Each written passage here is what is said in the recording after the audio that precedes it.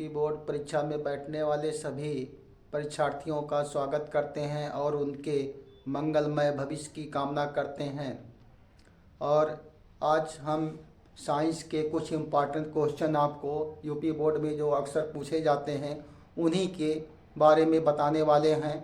जैसा कि हम जानते हैं कि जो है आपका परीक्षा निकट आ रहा है, उसमें इम्पॉर्टेंट क्वेश्चनों की आवश्यकता होती है, तो आप सभी लोग ध्यान से इस प्रश्नों को ध्यान से याद कर लीजिएगा और यही क्वेश्चन आपके पेपर में पूछे जा सकते हैं। जैसा कि यहाँ दिया गया है, बड़े बोर्ड पर लिखा गया है कि समतल दर्पण की फोकस दूरी होती है। यह क्वेश्चन बार बार आपके पेपर में आ चुके हैं और यह क्वेश्चन बार बार पेपर में आ चुके हैं। यह जो है समतल दर्पण की फोकस दूरी कितनी होती है, तो समतल दर्पण की फोकस दूरी कितनी होती है, अनंत होती है। ये पहला ऑप्शन आपका सही है। इसमें 4 ऑप्शन दिए गए हैं, यहाँ पर 0 है, अनंत है, 25 सेमी और -25 सेमी है। लेकिन इसका ऑप्शन कौन सा सही होगा? Option number B correct answer है कि समतल दर्पण की फोकस दूरी अनंत होती है।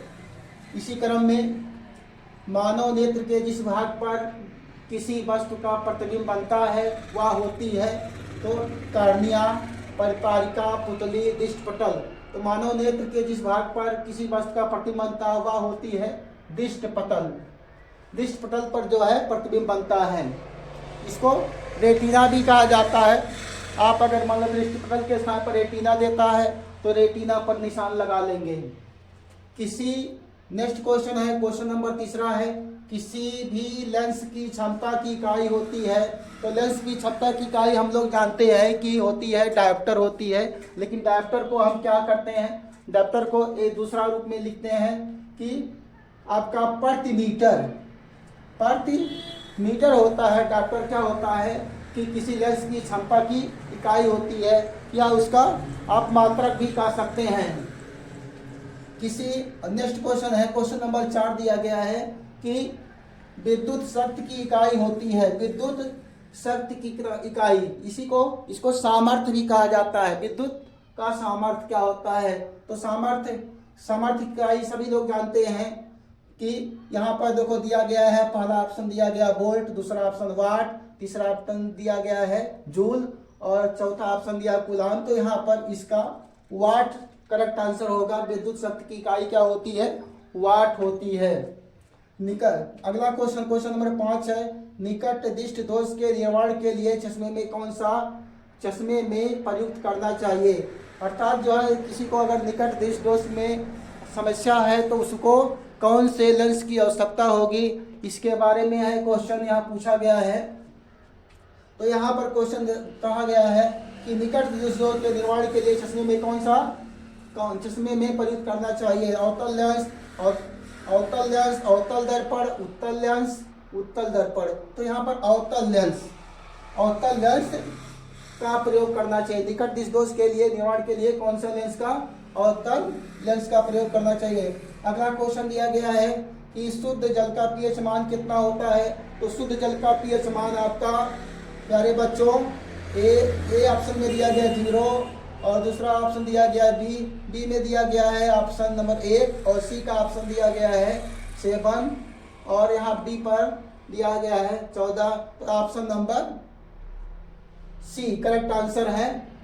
और नेक्स्ट क्वेश्चन है आपका, प्रोपेन का रासायनिक सूत्र क्या है। प्रोपेन का रासायनिक सूत्र यहाँ पर आपको लिखा गया है, ऑप्शन दिया गया है। पहला ऑप्शन दिया गया है CH4, दूसरा ऑप्शन है C3H8 और तीसरा ऑप्शन दिया है C4H10 और चौथा ऑप्शन दिया गया है C2H6। तो इसमें करेक्ट आंसर है प्रोपेन। आप जानते हैं कि मेथ, एथ, प्रोप, ब्यूट, पेंट, ऐसे हेक्स, इस हिसाब से जो है कार्बन की परमाणुओं की संख्या के आधार पर जो है आप इसको निकालते हैं। तो यहाँ कार्बन की परमाणुओं की संख्या कितनी दी गई है? 3 दी गई है। तो एक कार्बन से मेथ होता है, तो 2 कार्बन से एथ और 3 कार्बन दिया गया है। तो यह आपका ऑप्शन नंबर 3 से प्रोप होता है। इसका रासायनिक सूत्र क्या होगा? प्रोपेन।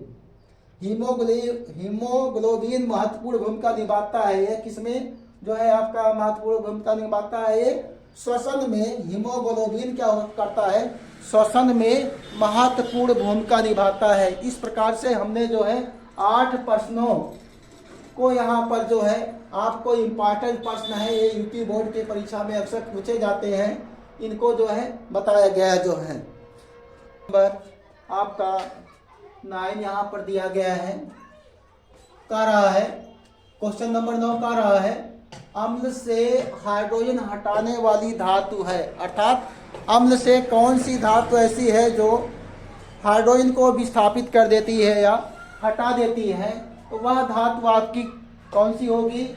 ये आपका जिंक होगा। यहाँ ऑप्शन दिया गया है Zn, Cu, Ag और Hg। तो इसमें से कौन सी धातु ऐसी है अम्ल से, कौन सी अम्ल से हाइड्रोजन हटाने वाली कौन सी धातु है, तो आपका Zn है। अगला क्वेश्चन दिया गया है कि प्रिज्म से श्वेत प्रकाश की किरण के गुजरने पर सबसे अधिक विचलन कौन सा होता है, अर्थात जब प्रिज्म में से प्रकाश गुजरता है तो किसका विचलन सबसे अधिक होता है। ऑप्शन यहाँ दिया गया लाल रंग, पीला रंग, हरा रंग, बैंगनी रंग। बहुत विचलन किसका होता है, बैंगनी का।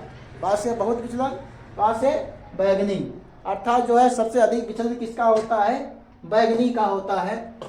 इसी प्रकार अगला क्वेश्चन दिया गया, क्वेश्चन नंबर 11 है मनुष्य में वृक्क एक तंत्र का भाग है जो संबंधित है। वृक्क किस चीज से संबंधित होता है, यहाँ आपका ऑप्शन दिया गया पोषण, श्वसन, उत्सर्जन और परिवहन। तो वृक्क आपका उत्सर्जन से संबंधित है या मनुष्य में उत्सर्जन से संबंधित होता है। अगला क्वेश्चन नंबर 12 दिया गया है, यहाँ पर पूछा गया है, कह रहा है कि पराग कोश में होते हैं, अर्थात पराग कोश में क्या होते हैं इसको बताना है आपको। यहाँ ऑप्शन दिया गया है वायदल, अंडाशय, अंडक और परागकण।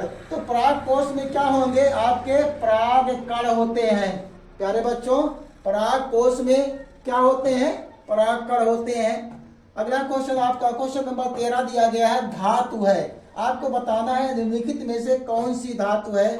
पहला है डी बोरान, लिथियम और सिलिकॉन, यहाँ कार्बन दिया गया है। तो आपका लिथियम जो है इसमें से धातु है, लिथियम इसमें से धातु है। मनुष्य में अगला क्वेश्चन नंबर आपका 14 है, निम्नलिखित में से गुणसूत्रों की संख्या, मानव में गुणसूत्रों की संख्या होती है। तो मानव में गुणसूत्रों की संख्या होती है 46। मानव में गुणसूत्रों की संख्या कितनी होती है, 46। अगला क्वेश्चन नंबर 15 है, मुख्य फोकस बिंदु की इकाई होती है। मुख्य फोकस बिंदु की इकाई क्या होती है, मीटर। पहला ऑप्शन मीटर, वर्ग मीटर दिया है, उसके बाद प्रति मीटर दिया है और इनमें से कोई नहीं। तो आपका मुख्य फोकस की इकाई क्या होती है, मीटर होती है। अगला क्वेश्चन नंबर 16 दिया गया है, खाद्य श्रृंखला में शाकाहारी जंतु होते हैं, अर्थात जो है खाद्य श्रृंखला में शाकाहारी किसके अंतर्गत आते हैं इसको बताना है। ऑप्शन नंबर 1 उत्पादक, दूसरा प्राथमिक उपभोक्ता, दूसरा द्वितीयक उपभोक्ता और तीसरा है तृतीयक उपभोक्ता। तो इसमें आपके खाद्य श्रृंखला में शाकाहारी होते हैं प्राथमिक उपभोक्ता, प्राथमिक उपभोक्ता। अगला क्वेश्चन नंबर 17 दिया गया है, धावन सोडा का रासायनिक सूत्र है NaOH NaHCO3 Na2CO3 into 10H2O और यहाँ पर दिया ऑप्शन नंबर डी है CaCl2। तो इसमें आपका धावन सोडा का रासायनिक सूत्र आपका होता है option number C correct option है Na2CO3। इस प्रकार से हम यहाँ 17 क्वेश्चनों को जो है आपको यूपी बोर्ड में, जो कि बहुत ही इम्पोर्टेंट क्वेश्चन है, इन प्रश्नों को आप रट लीजिए। ये जो है यूपी बोर्ड की परीक्षा में सबसे ज़्यादा इम्पोर्टेंट क्वेश्चन है, वेरी मोस्ट इम्पोर्टेंट क्वेश्चन है।